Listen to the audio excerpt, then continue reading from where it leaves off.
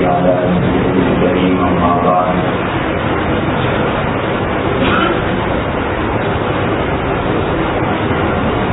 اللہ تعالیٰ نے شریعتیں جو نازل کی ہیں اور اسلام جس کو اللہ نے اپنا سب سے زیادہ پسندیدہ دین قرار دیا ہے، یہ بات ہو رہی تھی کہ 5 چیزیں ایسی ہیں جن کا دفاع کرنا اللہ نے ضروری قرار دیا ہے۔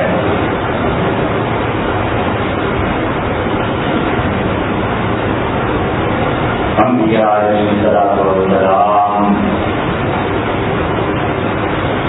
انسانوں کو یہ سکھاتے ہیں کہ اپنی پوری زندگی میں 5 چیزوں کا دفاع کرو اور 5 چیزوں پہ کسی سے کوئی سمجھوتا کمپرومائز نہیں کیا جا سکتا۔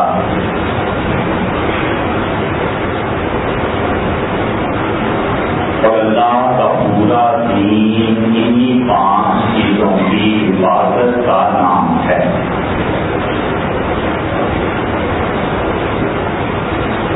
سب سے پہلے دین کی حفاظت، پھر زندگی، پھر مال اور عقل اور نسل، اور ان 5 چیزوں کا دفاع کرنا اس کا نام ہے جہاد۔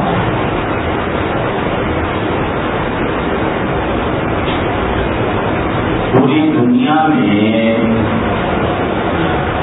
اس وقت مسلمانوں سے ہر کوئی پوچھتا ہے اور یہ بحث جاری ہے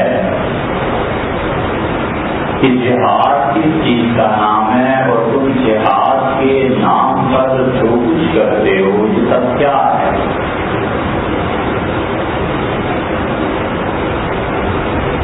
اور اسی لیے عرض کیا تھا کہ 5 چیزوں پہ ایک جمعہ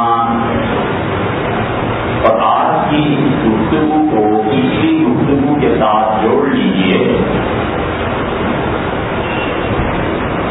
تو بات یہ چلی تھی کہ دین میں کوئی لاجک حکمت ہے یا بس اللہ نے کہہ دیا ہے یہ کرو لہٰذا کرو۔ اللہ تعالیٰ نے فرما دیا نماز پڑھو لہٰذا پڑھو، اللہ نے کہہ دیا نکاح کرو لہٰذا نکاح کرو۔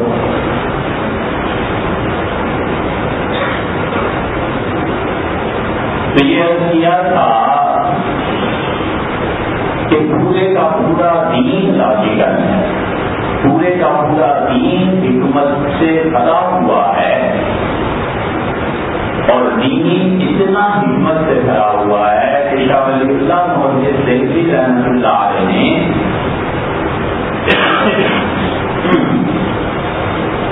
حجت اللہ نے جہاں بحث کو چھیڑا ہے، حضرت نے سرے سے اس کی تقسیم کر کے یہ دین میں حکمت ہے یا نہیں، اس کے بعد ان لوگوں کا تذکرہ ہی نہیں کیا کہ جو لوگ یہ کہتے ہیں کہ دین میں کوئی حکمت نہیں۔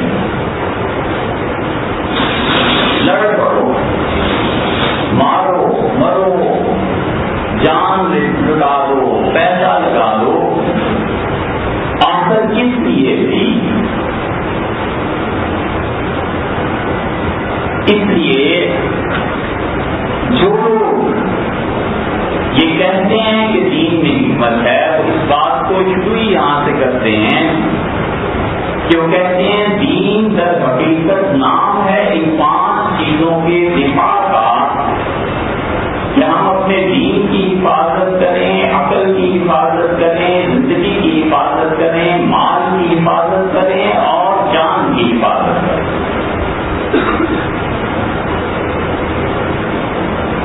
اور آج پہلا جمعہ ہے کہ دین کی حفاظت کیا ہے، اور اسی سے بنیادی طور پر یہ مسئلہ حل ہوتا ہے کہ جارحیت اور جہاد میں فرق کیا ہے۔ شریعت یہ کہتی ہے، اور ہم اچھی طرح جانتے ہیں کہ دنیا میں کوئی بھی فرض اور نظام اگر ہمارے ان 5 مقاصد میں خلل ڈالے گا تو اس خلل کو دور کرنے کے لیے اور اس فرض اور نظام کو دور کرنے کے لیے اپنے دفاع کے لیے جو ہم کوشش کریں گے، اس کا نام جہاد۔ دنیا یہ چاہے کہ مسلمانوں میں کوئی ایسا نظام رائج کر دے کہ لوگوں کے نسب کی حفاظت نہ ہو اور رشتوں کا تقدس ختم ہو جائے، کچھ پتہ نہیں کون ماں ہے، کون بیٹی ہے، کون بیوی ہے، تو اس تقدس کو برقرار رکھنے کے لیے اور نسب کو برقرار رکھنے کے لیے جو بھی کوشش وہ کریں گے، اس کوشش کے جواب میں جو ہم اپنا دفاع کریں گے اور نسب کو بحال کرنے کے لیے ہم سے جو ہو سکا کریں گے، اس کا نام جہاد۔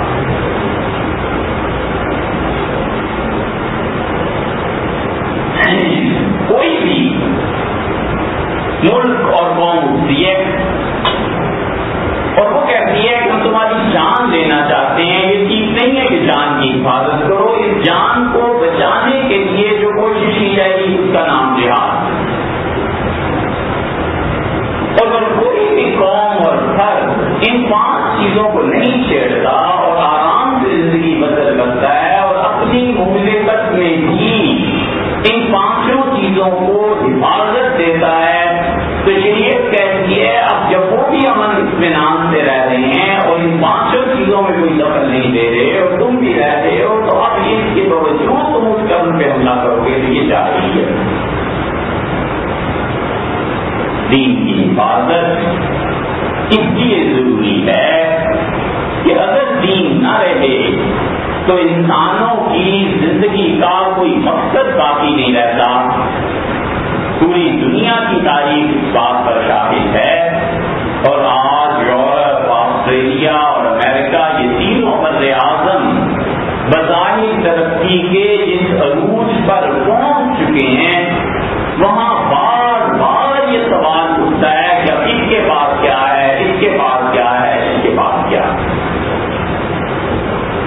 حضور اکرم صلی اللہ علیہ وسلم نے ایسے ہی تہذیب یافتہ معاشروں کے متعلق یہ فرمایا تھا کہ جب قیامت کے قریب تم دیکھو گے کہ لوگ اچھی طرح آسودہ ہو گئے ہیں، کوئی ضرورت ان کی باقی نہیں رہی ہے، تو شیطان سے پوچھیں گے کہ اب کیا کریں، تو شیطان انہیں 2 چیزوں کی ترغیب دے گا۔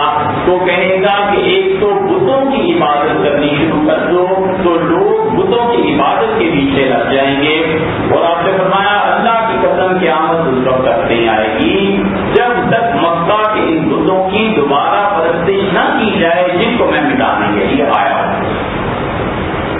اور آپ نے فرمایا جب لوگوں کو ہر طرح کی سہولتیں میسر آ جائیں گی تو شیطان انہیں دوسری چیز جو سکھائے گا وہ کہے گا عورت محض عورت ہے اور مرد محض مرد ہے، یہ رشتوں کا تقدس اور یہ رشتے سب بیکار اور فضول چیزیں ہیں، ان کو توڑو۔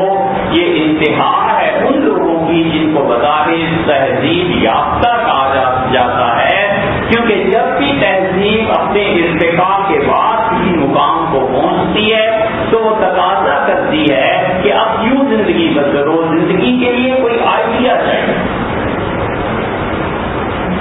وہ آئیڈیا کیا ہے؟ ان کی ویسٹرن کنٹریز میں جب کتابیں لکھی جا رہی ہیں، انٹرنیٹ پہ آپ دیکھ لیں، وہ پوری بحث جاری ہے کہ اب اس کے بعد کیا کرنا ہے۔ نتیجہ اس کا یہ نکلتا ہے کہ جب وہ مسلمانوں سے مایوس ہوتے ہیں تو بدھ مت کی طرف چلے جاتے ہیں، وہ کہتے ہیں کہ ابھی بدھسٹ ہیں ان کے ہاں ہو جاؤ، ہندو ہیں ان کے ہاں ہو جاؤ، چنانچہ ہزاروں ایسے ہیں جو بدھوں کی پرستش میں لگے ہوئے ہیں اور ہزاروں ایسے ہیں جنہوں نے اپنا دین اور مذہب بدھ مت کو بنا دیا ہے،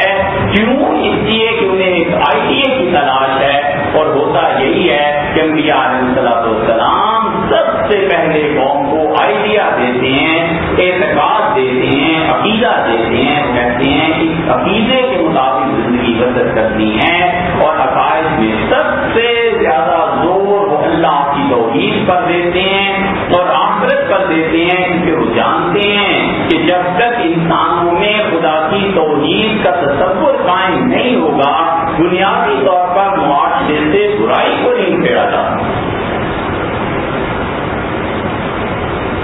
اور جب اسے پتا ہوگا کہ اللہ کے یہاں جواب دینا ہے، پھر وہ عدل بھی کرے گا، انصاف بھی کرے گا، وہ فرض ہے تو بھی ٹھیک رہے گا، وہ حکمران ہے تو بھی ٹھیک رہے گا۔ سیدنا عمر رضی اللہ عنہ نے ایک آدمی سے کہا کہ اگر میں تمہارے اوپر کوئی ایسا قانون نافذ کر دوں جس کی نہ اللہ کی کتاب اجازت دے اور نہ تمہارے نبی صلی اللہ علیہ وسلم کی سنت سے وہ ثابت ہو، تو پھر تم کیا کرو؟ اس آدمی نے کہا امیر المومنین یہ تلوار دیکھی ہے؟ اب میں دیکھتا ہوں، وہ جمعے میں کھڑا ہوا اور اس نے کہا اس کے ذریعے سیدھا کر دیں گے تمہیں اگر تم نے کسی ایسی قانون کی بات کی۔ سیدنا عمر رضی اللہ عنہ فرمانے لگے، بڑے خوش ہوئے، فرمایا الحمدللہ میری رعایا میں محاسبے کے لیے لوگ موجود ہیں کہ اگر وہ ٹیڑھا چلے تو اسے سیدھا کرے۔ سیدنا معاویہ رضی اللہ عنہ ایک جمعہ انہوں نے پڑھایا اور انہوں نے کہا کہ لوگوں اگر خدا کی کتاب کے خلاف چلوں تو تم کیا کرو گے؟ لوگ چپ رہے۔ پھر دوسرا جمعہ، پھر تیسرا جمعہ، اور تیسرے میں ایک آدمی کھڑا ہوا اور اس نے کہا ہر مرتبہ یہ بات پوچھتے ہیں، آپ کیا سمجھتے ہیں ہم اتنے غافل بیٹھے کہ آپ مملکت میں دین کے خلاف کوئی کام کریں تو ہم آپ کو چلنے دیں گے؟ ہم آپ کو ایسے سیدھا کر دیں گے جیسے تیر سیدھائی میں ہوتا ہے۔ حضرت معاویہ رضی اللہ عنہ خوش ہوئے اور انہوں نے کہا میں نے رسول اللہ صلی اللہ علیہ وسلم سے سنا تھا، آپ نے فرمایا تھا کہ جب حکمران اللہ کی کتاب کے خلاف چلیں اور ان کی رعایا میں انہیں کوئی روکنے والا نہ رہے تو ایسے باشندوں کے لیے زمین کے اوپر چلنے سے بہتر ہے کہ وہ زمین کے اندر چلے جائیں۔ اور ایسے حکمرانوں کے لیے وہ دعا فرمائی تھی۔ میں 3 ہفتے سے یہ کہہ رہا ہوں کہ میں سوچتا رہا کہ میرا دور حکومت تو ایسا نہیں آ گیا، اللہ کا شکر ہے میرا دور حکومت ایسا نہیں آیا۔ یہ سب نتیجہ ہے اللہ کی توحید کا اور یہ سب نتیجہ ہے دین پہ قائم رہنے کا۔ اس لیے ایک نظریہ چاہیے انسان کو۔ انسان ایسا تھوڑا ہی ہے کہ بڑا ہوا، کمایا، کھایا کیا، شادی کی، بچے ہو گئے اور بس چل پڑے۔ زندہ قوم کے لیے نظریات ہوتے ہیں، بحث ہوتی ہے، مباحثے ہوتے ہیں، جنگیں ہوتی ہیں، دوست آپس میں لڑتے ہیں اور نظریات کی بنیاد پر فرقے اور طبقے تقسیم ہوا کرتے ہیں۔ عقیدہ یہ ہے جس کے تحفظ کے لیے زندگی گزاری جاتی ہے۔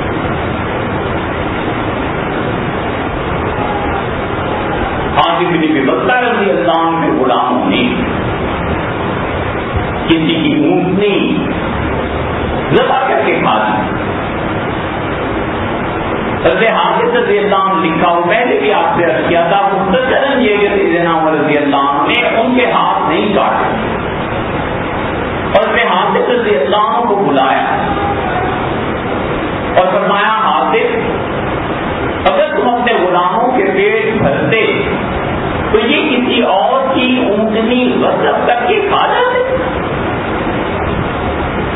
میری موجودگی میں میرے دور میں ایسے ہو کہ لوگ سرمائے کو جمع رکھے اور ان کے غلام ڈاکے ڈالتے پھرے، خدا کی قسم میں ایسے نہیں ہونے دوں گا۔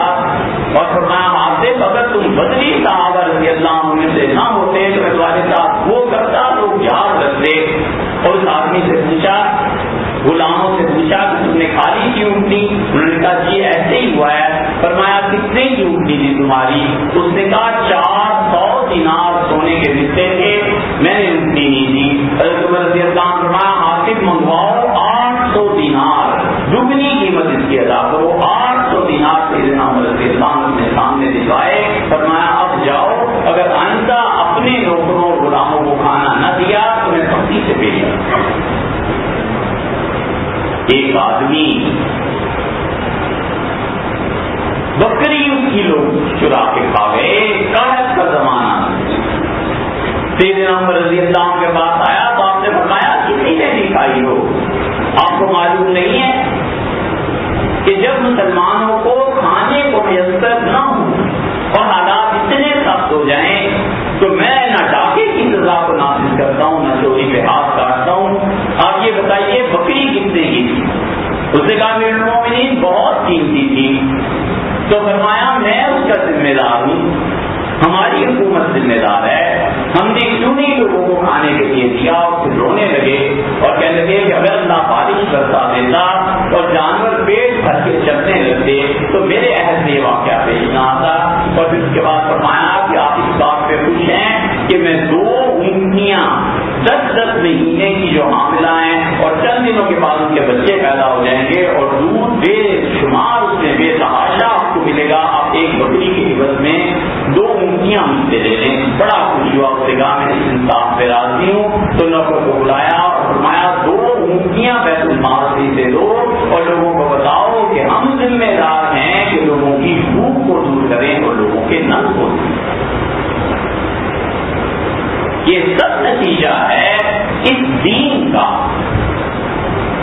کہ عقیدہ ہے، نظریہ ہے، اس نظریے کی حفاظت کرتی ہے۔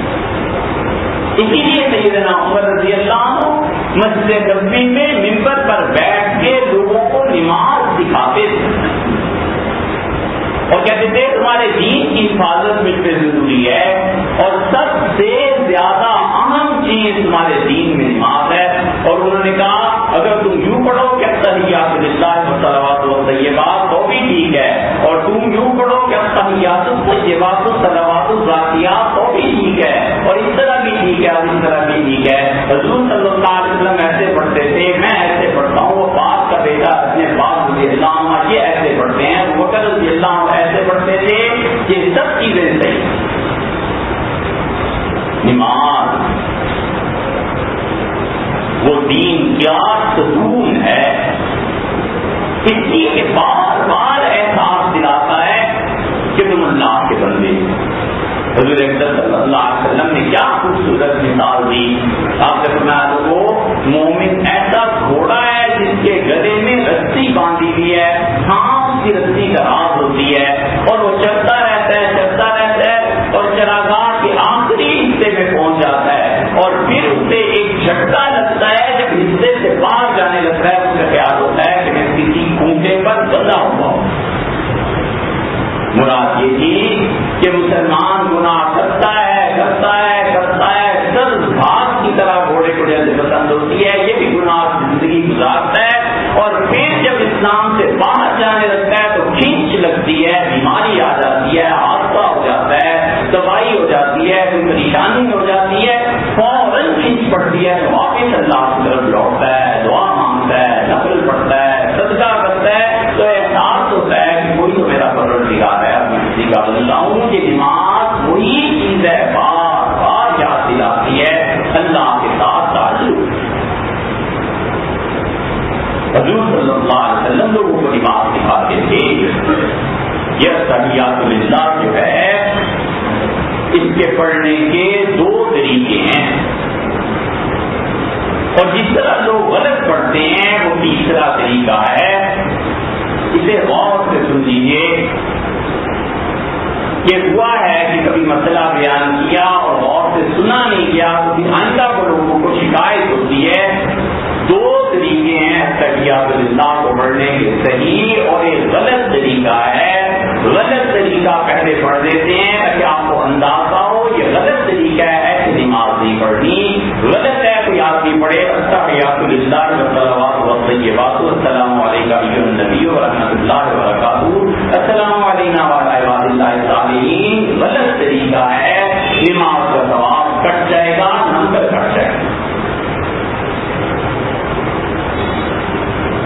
3 جملے ہیں، ان 3 جملوں کو الگ الگ پڑھے، سب سے آسان اور سب سے صحیح طریقہ یہ پڑھے کہ التحیات للہ والصلوات والطیبات اور چپ ہو جائے۔ یہ پہلا جملہ ہے، التحیات تحیات، تحیات زندگی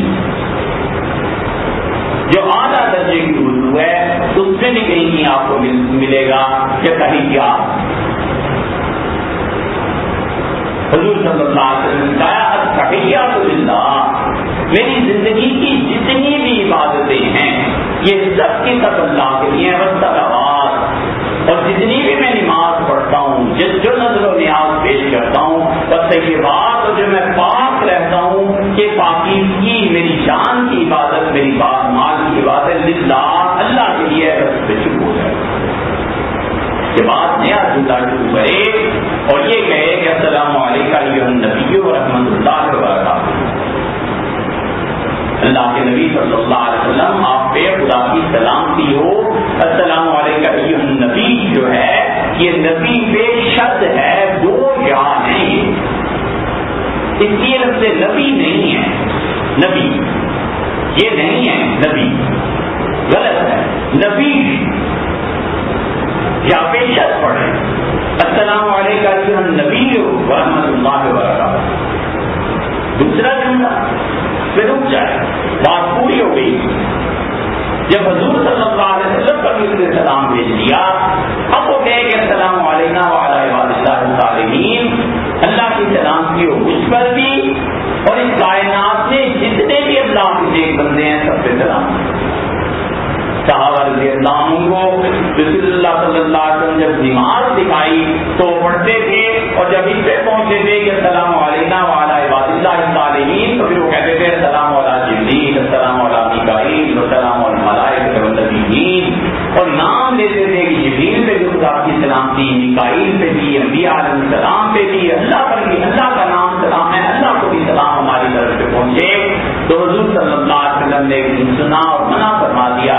آپ نے فرمایا یہ نہ کہا کرو، جب تم نے کہا کہ السلام علینا، ہم پہ خدا کی سلامتی ہو، وعلی عباد اللہ الصالحین، اور اللہ کے سارے اچھے بندوں پہ، اصحاب کل عبد، جو تمہاری یہ سلامتی کا پیغام اس کائنات میں جتنے بھی فرشتے، جنات اور انسان، زندہ اور مردہ، سارے اور نیک سب تک تمہارا سلام ہے. وعلی عباد اللہ الصالحین. سب سے آسان مختصر اور اچھا طریقہ یہ کہ ان تین جملوں کو الگ کر لے، تحیات للہ والصلوات والطیبات، اور چپ ہو جائے. السلام علیکم ایھا النبی ورحمۃ اللہ وبرکاتہ پھر چپ ہو جائے. آپ دیکھیں گے نماز کی کتابیں جو احتیاط سے لکھی گئی ہیں، یہ برکاتہ کے بعد وہ چھوٹی سی کوئی بھی بات جگہ لکھی ہوتی ہے، یہ اس بات کی علامت ہے کہ یہاں خاموش ہو جانا چاہیے. اور پھر تیسرا جملہ ہے کہ السلام علینا وعلی عباد اللہ الصالحین. یہ ایک صحیح طریقہ، اور دوسرا صحیح طریقہ یہ ہے کہ وہ یہ پڑھے التحیات للہ والصلوات والطیبات، السلام علیک ایھا النبی ورحمۃ اللہ وبرکاتہ، السلام علینا وعلی عباد اللہ الصالحین. یہ برکات کی آخر پہ جو تا ہے، اس تے کو، اس تا کو السلام کی سین کے ساتھ ملانا ہے. التحیات للہ والصلوات والطیبات، السلام علیک ایھا النبی. یہ تا اور سین کو ملانا ہے. یہ درمیان والا جو الف لام ہے نا، اس کو نہیں پڑھنا. کوئی پڑھتا ہے تو غلطی کرتا ہے. غلطی ایسے کرتا ہے کہ وہ کہتا ہے التحیات للہ والصلوات والطیبات، السلام علیک ایھا النبی. تو السلام نہیں، التحیات للہ والصلوات والطیبات، السلام علیک ایھا النبی ورحمۃ اللہ وبرکاتہ، السلام علینا وعلی عباد اللہ الصالحین. یہ ایک کو بھی سین سے ملا ہے اور اس سے پہلے ایک کو بھی سین سے ملائے. یہ درمیان کا الف لام پڑھنا یہ غلط ہے. حضرت عمر رضی اللہ عنہ اس طرح لوگوں کو سکھاتے تاکہ لوگ نماز پڑھیں، اللہ کی عبادت کریں، خدا کی بندگی بچا لائیں. سوچنے کی بات ہے، سردی، گرمی، ٹھنڈا، گرم پانی ملے نہ ملے، وضو کرے، اپنے کتنے ضروری کام چھوڑ کے خدا کے حضور میں حاضر ہو، نماز پڑھے، اور نماز سنت کے خلاف پڑھے تو جھک ماری کیا کیا. کیوں نہ آدمی سیکھے. اس لیے یہ ممبر تعلیم کے لیے ہوتے ہیں. یہاں جو باتیں کی جاتی ہیں ان کا خالص تعلق تعلیم سے ہے، کسی سیاست سے نہیں، کسی اور چیز سے نہیں. یہ سارا فلسفہ ہیں تعلیم کے لیے تاکہ ہم اپنی نماز ٹھیک کریں. اس لیے دین کی بنیادی چیزوں میں سب سے پہلی وہ چیز جس کی حفاظت ضروری ہے وہ دین اور دین میں نماز کا ایک مسئلہ آپ کے سامنے رکھ کیا. اس کے بعد انشاءاللہ آئندہ عقل یا زندگی اس پہ بات کریں گے کہ اس کا وفاق